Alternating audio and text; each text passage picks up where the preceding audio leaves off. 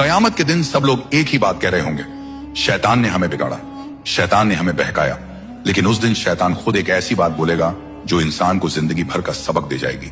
कयामत का दिन होगा, आसमान तोड़ दिया जाएगा, जमीन बर्फ की तरफ पिघल रही होगी, हर तरफ अंधेरा, चीख, अफरा तफरी होगी, लोग दौड़ रहे होंगे, कोई हिसाब से भाग रहा होगा, कोई अपने गुनाहों से।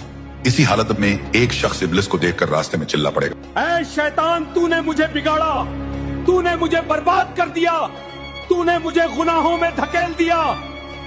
इब्लिस रुक जाएगा, उसकी आंखों में एक अजीब सी बेचैनी होगी, मगर चेहरे पर जरा सा भी पछतावा नहीं। वह शख्स फिर चिल्लाकर बोलेगा, मैं अगर जहन्नुम जा रहा हूँ तो तेरी वजह से तूने मुझे हर गुनाह में धक्का दिया। आसपास मौजूद लोग रुक कर देखने लगेंगे। अब शैतान क्या जवाब देगा? हवा थम जाएगी, सन्नाटा छा जाएगा और इब्लिस बड़े सुकून से कहेगा, मैंने तुझे कब धक्का दिया? मैंने कब तेरा हाथ पकड़कर गुनाह करवाया? मैं तो सिर्फ बुलाता था, चलते तुम खुद थे।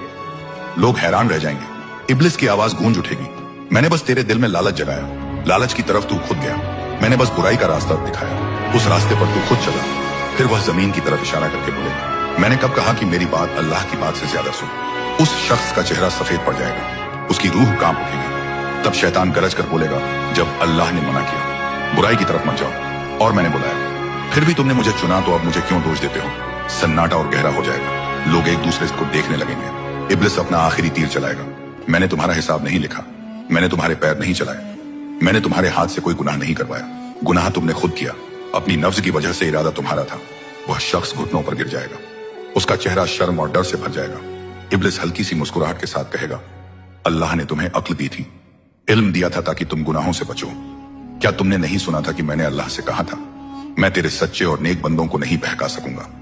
तो अगर तुम बहक गए तो सोच लो तुम किस रास्ते पर थे, और फिर एक सख्त सच्चाई सब पर खुल जाएगी। जिम्मेदारी हमेशा अपने अमाल की होती है।